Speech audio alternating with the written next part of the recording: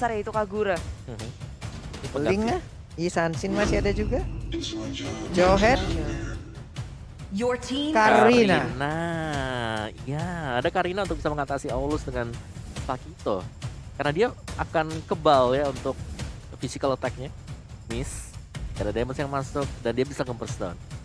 Cuman butuh waktu sih. Kalau kita lihat di match yang pertama tadi, butuh waktu untuk Karina. Dia bisa bersinarnya di tengah. Di tengah. Di mid, early-nya susah. Early-nya bakal ketekan, apalagi ini lawan Selena. Ada Selena, iya. terus juga Kagura tiba-tiba sembunyi dari rumput keluar. Attack. Yes.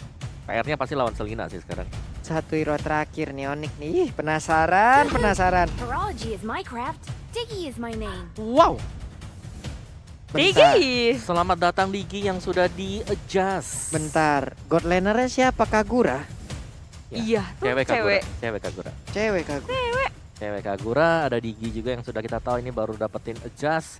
Aram botnya akan memberikan stack ya setiap kali kena ke hero tambah 2. Dan itu sakit loh. Waktu dia jadi telur kasih 1, ya kan? Waktu dia jadi Diggy, dia kasih 2 kalau hit ke ini. Dan tiap kali ada tambahan stack itu, nambah damage 1%. Maksimal 60. Damage Diggy bisa jadi plus 160%. Plus 160% di saat dia udah jadi burung lagi. Jadi burung lagi. Oh, enggak dong. Kalau misal dia dapetin 1 nih ya, hero dapat 2 stack kan. Ya. Maksimal 60. Kalau mati potong 50%. Tapi kalau kondisi dia lagi jadi telur pakai skill 1 dapetin 1 stack lagi. Ya intinya pokoknya adalah damage dari Diggy ini bakal sakit. Cuman pengen tahu aja nih Diggy-nya bakal masuk ke mid laner mana nih? Mid laner atau roamer? Ini nih waktu ya nih. Kita akan melihat di mana masing-masing pos dari hero-nya dan benar ada Diggy di area mid. Buset. Samo yang menggunakan Wow. Ini menarik banget sih dengan kedatangannya Samo HT ngebuat semuanya berubah. Dari tim RRQ Hoshi pun kayak ya udah mereka harus bisa ngepress dengan ada Valence yang mengganggu terus, mencoba untuk menggalakin balik nih karena Keyboy kalau dikasih space atau dikasih kesempatan untuk ngepress RRQ Hoshi, RRQ yang bakal kewalahan. Tapi counternya adalah RRQ, mereka mau galakin duluan. Yap, dan San sudah balik lagi menuju ke posnya yang telah ia tinggalkan cukup lama. Ada jungler yang udah dia isi kembali di atas. Antara Karina juga Esmeralda bekerja sama untuk bisa mengganggu pergerakan dari Pakito yang digunakan oleh Boots. Tapi cewek di area court lane harus menghadapi 2 orang pula. Ada Jawhead dan juga Beatrix. Ulala. Dan dari Onyx serta RRQ Hoshi mereka saling galak menggalak. Reverse time dikeluarkan. Clay di area mid lane kayak untungnya dia masih bisa kasih damage dari jauh. Gak harus pakai badannya dan menjaga jarak. Bahaya banget sih Diggy di area mid lane. Flame shot lagi. Flame shot ya, sini akan menjadi full damage buat Diggy ya. Dan kalau kita tahu nanti dia akan menjadi pelindung juga buat teman-teman yang lain. Semisal ada Yami dengan Falling Star Moon-nya ya udah. Ngasih aja untuk time journey-nya. Cuman memang bisa dimakan ya oleh Esmeralda sendiri. Itu darah putihnya sih. Boleh-boleh tuh. Oke.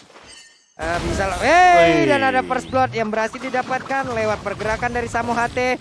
Sansnya masih level 4, masih berputar-putar dengan charge yang dia gunakan, movement speednya bertambah. Dia pergi dari area tersebut. Oh, first blood yang manis dari tim RRQ Hoshi, tapi Onyx mereka nggak berhenti di situ mencoba untuk melawan mendapatkan Clay yang ada di area tengah berusaha untuk kabur, belum mendapatkan level 4 sedikit lagi. Dan dengan datangnya Valence, buat Onyx Esports nggak akan bisa melanjutkan mengejar Clay. Tapi Boots mencari kesempatan lini belakang Valence dalam bahaya. Deep Gojek, Boots-nya masih bisa selamat, begitu pula dengan Valence yang darahnya tinggal setetes. Waduh, Violence-nya selamat. Tadi sebelumnya ada Clay juga yang selamat. Ada 2 pemain RRQ yang mendadak selamat. Di mana gempuran yang dilakukan oleh pemain Onyx udah sangat kuat loh. Ya, mereka gerak terus. Dan ini pressure-nya udah berasa dari tim RRQ sih. Cuma eksekusi dari Onyx Esports belum berhasil. Belum ada eksekusinya tapi di hadapan Boots dan juga Yami. 2 orang yang sangat keras dan datanglah Ether. Dipegal Boots-nya di area top lane. Damage yang sangat besar menuju ke area Boots. Tapi di ke arah kanan kiri.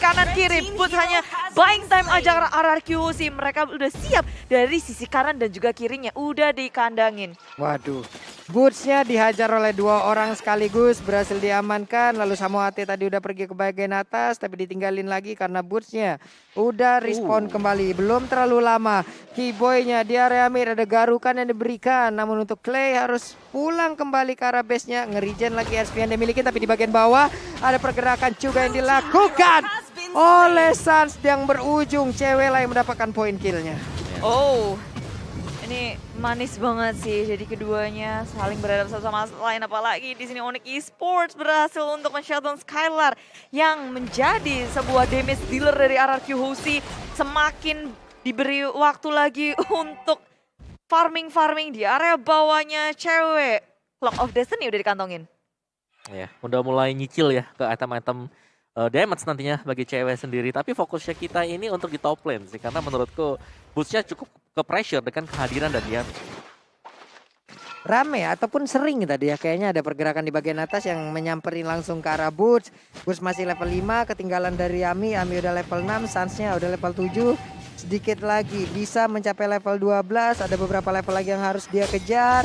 Tapi Keyboy udah mulai menampakkan wujudnya. Samo HT, time bomb-nya udah dikeluarkan, reverse time-nya sejauh ini belum ada. Tapi dengan lompatan dari Yami mereka malah membalikkan keadaan.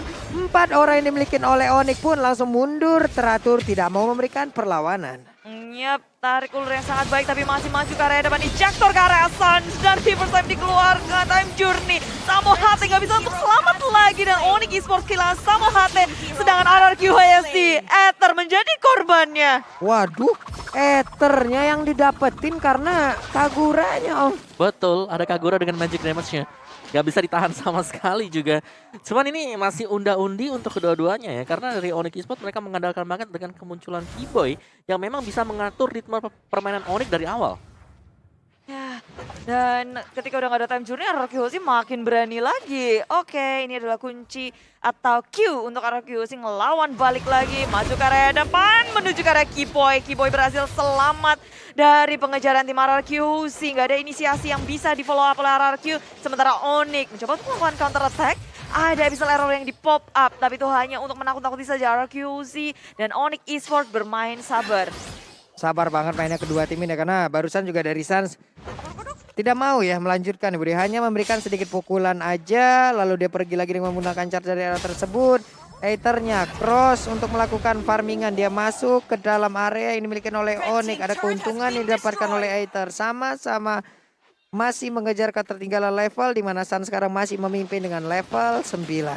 Yap, udah ngedapetin level 9 cepat banget dan Suns bahkan udah 10, ini waktunya Suns untuk bersinar. Ether dikejar-kejar, diudak-udak. Dan the power of Axe membuat Ether berdarah kicir. Langsung kabur dari situ ya, walaupun levelnya masih level 10 tuh. 2 level lagi menuju Palu yang bersinar. Dan bahkan dia sudah unggul 2 level atas Ether loh. Ini Suns cepat banget untuk melakukan farmingan, apalagi ini Aulus. Oh, Volley Starmoon dikeluarkan mencoba untuk melawan defense di area top lane. Suns dan Sboot sudah cukup puas dengan mendapatkan 1 turret di area top lane. Bermain objektif, nggak mau melawan peperangan yang tidak ada artinya. Yap. Ini tempo permainannya juga dari tadi sangat-sangat lambat sekali.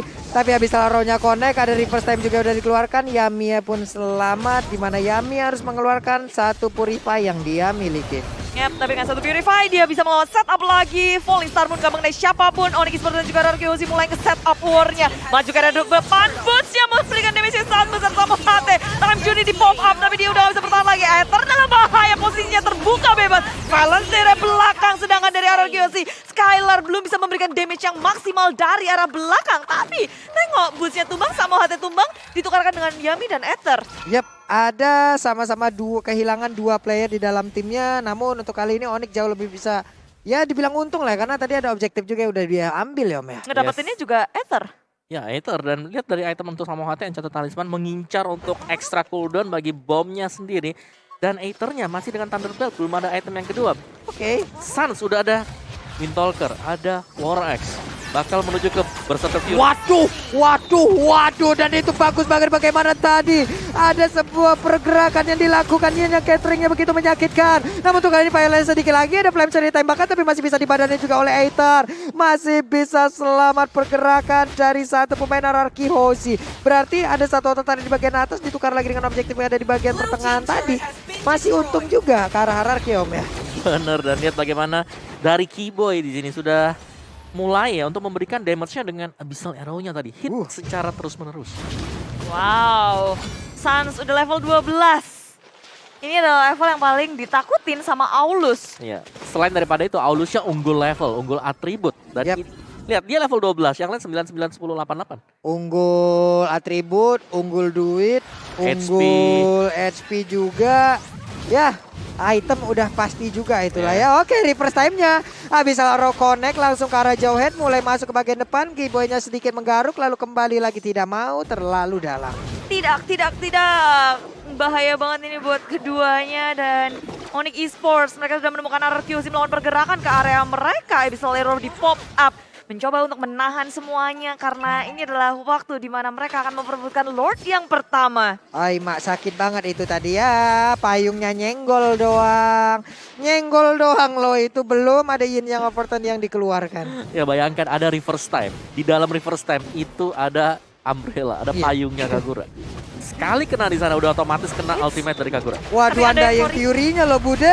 Langsung dikeluarin begitu aja, bahkan untuk kali ini time journey di bagian belakang ada flame shot juga. Tapi Yaminya langsung didapatkan begitu aja dengan sangat cepat. Ada dua player dari Arkeos yang kali ini menjadi korban. Kiboy-nya mencoba langsung mengejar ke bagian depan. Bahkan untuk kali ini ada satu korban tambahan lagi yang berhasil langsung diamankan. Namun Selena berhasil dibalaskan juga oleh Skylar. Skylar begitu indah permainannya. Wow, Sans mengamuk dari depan satu. Hanya satu aja yang tumbang dari Onyx Esports, sedangkan RRQ mereka jalan begitu banyak. Sans, dia begitu bersemangat di area mid lane, berusaha untuk mendapatkan satu turret di area tengah, tapi dengan satu minion aja kayaknya nggak akan cukup. Undying Fury sudah di pop up dan sekarang nggak cuma turret aja yang menjadi sasaran bagi Onyx Esports, tapi itu buffnya kayak cuma sedetik aja udah hilang. Tep. 3 kali hit ya, hilang The semuanya. power of Axe kalau udah aktif memang powernya kemana-mana.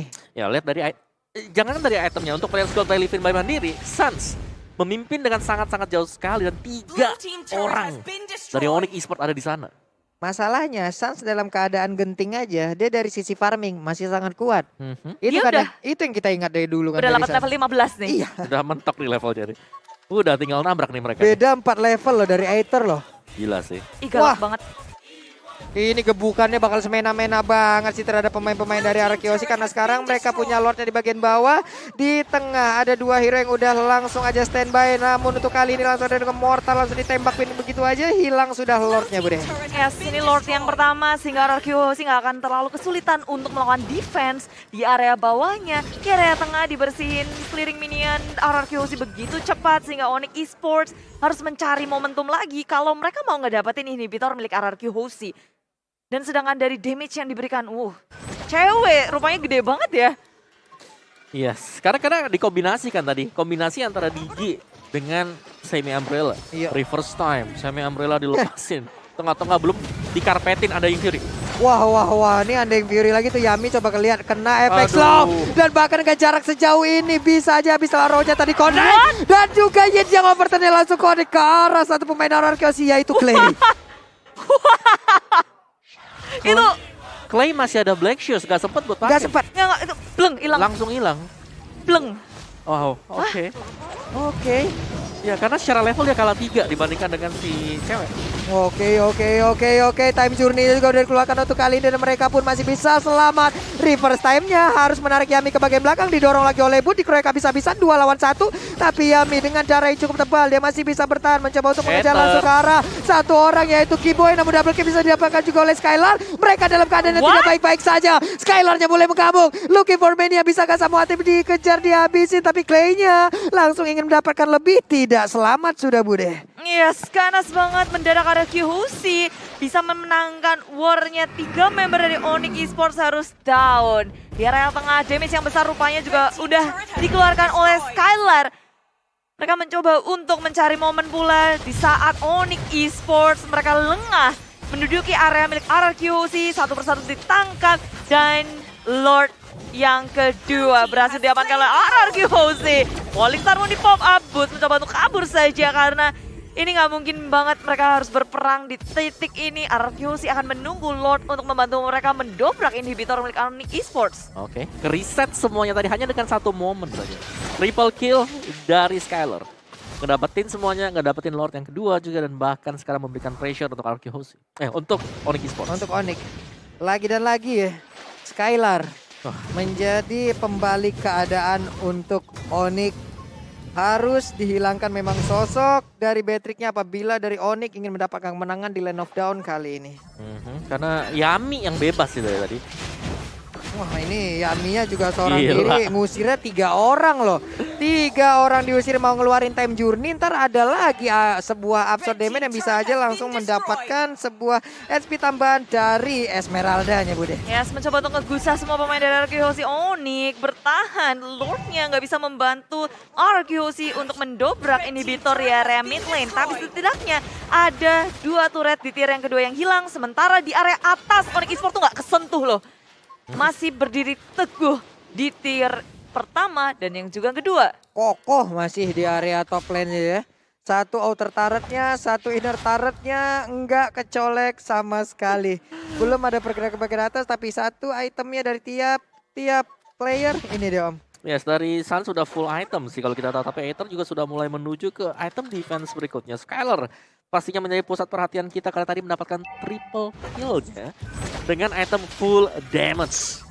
Duh, full damage sih badan udah makanya sakit banget dari Skylar. Dan jangan lupa juga untuk kalian nih ya yang lapar, langsung aja pesen pakai GrabFood. Udah ada lagi kode diskonnya dilompatin. Nah ini Furia di depan yang berbeda juga udah langsung dikeluarkan. Tapi di provoke sementara itu untuk Burst-nya langsung mengeluarkan flicker. Jin yang overturn yang gak kena karena siapapun. Bahkan untuk kali ini Aethernya masih bisa kabur ke bagian belakang. Tapi Sunnya masih berusaha untuk langsung mengejar ke bagian depan. Tapi di tempat lain ada Pakito yang menjadi korban dari perbuatan Clay. Dan Keyboy sedikit lagi HP tersisa. Masih bisa selamat begitu pula dengan Aether. Belum ada korban jiwa tambahan, hanya Boot saja yang hilang. Dan Onyx Esports mereka memainkan sangat baik. Tadi Sun sempat pakai Winter Truncheon, ya nggak sih? Sempet. Di tengah-tengah terus dia ganti ke Immortality. Yes, yang jadi korban akhirnya si Butch kan. Iya. Yang dikejar. Karena dia survive. Dan menurut tadi dari Onyx Esports mereka terlalu cepat untuk berusaha mendapatkan si Yami ya tadi yang top lane ya. Karena begitu dibuka, dibalikin langsung. 3 orang pemain-pemain dari RQHC posisinya jauh lebih dekat di top tadi. Dikejar balas kejar. Kejar balas kejar. Ya, ketika teman-temannya udah siap, Yaminya langsung buka pakai Falling Star Moon, di counter inisiasi dan sekarang ini Lord yang ketiga, tapi masih menit yang ke-5, belum Lord level 3 sih. Ya, masih Lord level yang kedua juga masih bisa ditangani ya. Bagi Onyx Esports, tapi mereka sudah mulai harus berhati-hati karena levelnya udah on par sekarang, udah sama. Dan bahkan untuk fun fact kita sampai dengan game yang ke-6 sekarang, ini masih konsisten dengan penggunaan 1 hero saja yaitu Beatrix. Ya, fun fact by Grab ini memang kayak kita udah bahas, wow masih belum ada yang nge-ban hero Beatrix. Karena melihat dari early-nya mungkin yang nggak terlalu unggul, tapi bisa dilihat ini harus mulai diperhatikan kalau Skylar pakai Beatrix sangat berbeda. Lord berhasil dapatkan luar RQHC maju ke area depan di open. Time journey di pop up tapi sangat begitu low maju ke area depan. The power of us bisa menumbangkan dari pemain RQHC. Sans masih bisa bertahan dengan immortality yang dia miliki, tapi RQHC tidak bisa bertahan dengan Aether yang tumbang. Ceweknya juga hilang, hanya 1 untuk 1 pertukarannya. Wow. Cukup lama tadi dari Suns bertahan di dalam area pertempuran tersebut. Walaupun untuk sekarang RQHC punya Lord sebagai daya dobrak mereka lagi untuk bisa mendapatkan kemenangan di game yang kedua ini. Tapi mereka kekurangan 1 player hanya, dan 1 player tersebut adalah Aether. Aether benar. Gak ada junglernya, jadi source damage untuk bersih-bersih. Cuman di sini satu adalah power dari RQHC Esmeraldanya.